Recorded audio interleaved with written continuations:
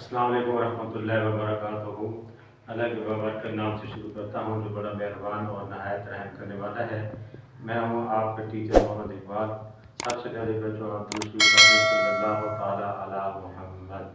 तो बच्चों कल हमने क्वेश्चन नंबर 4 किया था 1.1 का।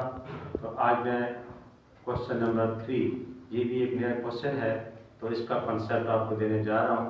तो इंशाल्लाह आपको समझ आएगी, आपने गौर से लेक्चर को तरफ तो लगेंगे। बच्चों चलते हैं हम अपने टॉपिक की तरफ। Exercise 1.1 unit number 1। ठीक है, ये आपका क्वेश्चन नंबर 3 है जिसमें एक मैट्रिक्स दे दिया गया जिसमें 1 2 3 एंड 4 रोज हैं। 1 2 एंड 3 हमारे पास कॉलम्स हैं। ठीक है, तो अब इसमें उन्होंने कहा कि आपने A12 A23 A32 up to so on ये सारे 6 पार्ट्स आपने फाइंड करके देने हैं। सबसे पहले मैं आपको बताऊं कि ये A12 क्या है।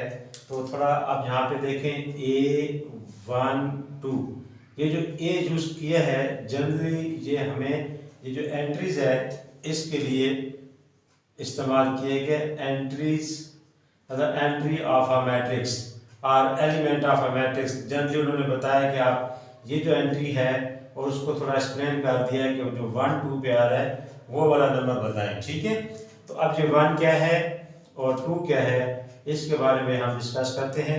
ये जो पहला नंबर होता है 1, ये रो को रिप्रेजेंट करता है, और ये जो सेकंड नंबर पे जो आ रहा है ये आपको कॉलम की तरफ इंडिकेट कर रहा है कि ये कॉलम होगा। ठीक है, तो फर्दर मैं आपको मजीद अच्छी तरह समझाने के लिए अगर मैं इसको ऐसे लिखूं कि लेट्स सपोज ए मैट्रिक्स है। ठीक है, उन्होंने इसको दे दिया m इंटू n। ठीक है, और आगे उन्होंने दे दिया 2/3। ठीक है, अब ये जो पहला m है ये नॉमिनेट करता है बेटो रो को। ठीक है, और n जो है वो कॉलम को। तो आगे मैंने ऑर्डर दे दिया कि रोज हमारे पास 2 होनी चाहिए और कॉलम हमारे पास 3 होने चाहिए। तो इसी से अगर हम छोटे एलिमेंट्स की बात करें तो स्मॉल ए का मतलब है जो अंदर एलिमेंट्स आ रहे हैं। ये तो पूरे मैट्रिक्स के बारे में बता दिया। अब जहाँ पे ये जो ए स्मॉल यूज किए हैं जहाँ पे फॉर एग्जांपल मैं m और n लिखूंगा तो m फॉर रोज, रो को देखना होगा, और n फॉर आपने कॉलम को देखना होगा। ठीक है, अब जो अक्सर बच्चे भूल जाते हैं कि पहले रो था या कॉलम था, तो आपने n जो है वो कॉलम के एंड पे। ठीक है, ये देखिए कॉलम के n पे जो n आ रहा है इससे भी आप माइंड में रखेंगे कि ये n जो है वो रिप्रेजेंट कर रहा है हमारा कॉलम को। ठीक है, तो उम्मीद है कि ये बात आप समझ गए होंगे कि हमने क्या फाइंड करना है। अब देखें हम फर्स्ट पार्ट कर रहे हैं। इसमें पहला पार्ट है A12। अब A12 से क्या मुराद, हमने क्या करना है फर्स्ट रो को देखना है और सेकंड कॉलम को देखना है। क्या करना है, फर्स्ट रो को देखना है और सेकंड नंबर कॉलम जो सेकंड कॉलम होगा उसको देखेंगे कौन सा एलिमेंट आ रहा है। अब ये देखें ये फर्स्ट रो है, ये आपको फर्स्ट रो जा रही है। ठीक है, और सेकंड कॉलम ये फर्स्ट कॉलम ये सेकंड कॉलम। ठीक है, ये आपका सेकंड कॉलम। तो सेकंड कॉलम और ये जो आपकी जो फर्स्ट रो है और सेकंड कॉलम है, तो कौन सा बेटा नंबर स्ट्राइक करेगा 2। फर्स्ट कॉलम और सेकंड कॉलम के बिल्कुल नीचे जो नंबर आ रहा है हमारे पास 2 है, तो इसका मतलब ये हुआ कि A12 का आंसर आप क्या लिखेंगे 2। ठीक है, अच्छा अब आगे बढ़ते हैं।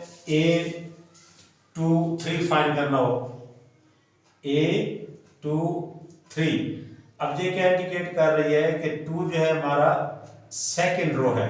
अब सेकंड रो आपके बेटा ये जा रही है। ठीक है, ये सेकंड रो है R2। ठीक है, और कॉलम कौन सा आ रहा है थर्ड, ये बेटा थर्ड कॉलम आ रहा है। ये C3 में ऊपर लिख रहा हूँ, ये यहाँ से यहाँ पे आके एंड होगा क्योंकि ये आपकी सेकंड वो कॉलम और सॉरी रो और ये थर्ड कॉलम। तो अब कौन सा नंबर आपको नजर आ रहा है 0, तो इसका आंसर हमारे पास क्या हो जाएगा 0। उम्मीद है आपको समझ आ रही होगी। अब देखें next A32 2 is equal to, अब आपने किसको देखना है, थर्ड रो। अब थर्ड रो हमारे पास ये है, ये हमारे पास R3 थर्ड रो है, और कॉलम हमारा कौन सा, सेकंड। तो अब हम क्या करेंगे कि हम अपने सेकंड कॉलम पे कंसंट्रेट करेंगे। ये जो हमने लिखा था, ये आपके पास सेकंड कॉलम है C2, तो इसको आपने नीचे लाना है यहाँ पे, ठीक है। Third row and second column के नीचे ये जो नंबर आपको नजर आ रहा है 1, तो इसका आंसर बेटा क्या होगा, 1। तो इट मीन जहां पे हमें आंसर मिल गया 1, ठीक है। सिमिलरली अगर हम 4 3 की बात करते हैं, A4 3 इज इक्वल टू, तो अब आपने क्या करना है, फोर्थ रो, ये 1 2 3 4, ये आपकी फोर्थ रो जा रही है, और कॉलम कौन सा चूज करना है, 3 1 2 3, यानी ये जब आप नीचे आएंगे तो ये जो नंबर आपको मिल रहा है 6, तो इसका आंसर बेटा आपको मिल गया 6, ठीक है। अब इसी तरह A1 3 first row third column, first row third column, ये फर्स्ट रो और ये आपके पास थर्ड कॉलम, तो ये आपको नंबर नजर आ रहा होगा -4, तो ये इसका आंसर आ गया -4।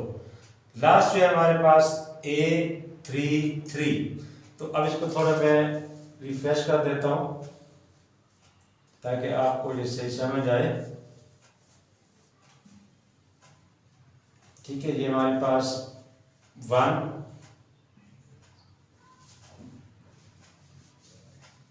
जहाँ पे हमारे पास -4 था, ठीक है, 0 था, अच्छा, यहाँ पे हमारे पास बेटा 6 था, ठीक है। अब आप A3 की तरफ जा रहे हैं, 3 मीन्स के third row third column, 1 2 3 third row और ये थर्ड कॉलम बेटा जी, तो ये जो नंबर आपका 5 आएगा, तो ये आपका आंसर होगा 5, ठीक है। तो इस तरह आपसे कोई भी एलिमेंट पूछे जाए तो आपने कंसंट्रेट करना है कौन सी रो और कौन से कॉलम, जहाँ पे वो स्ट्राइक करेंगे तो वो आपका रिजल्ट होगा, ठीक है। तो इसी तरह आपसे और भी बहुत कुछ पूछा जा सकता है।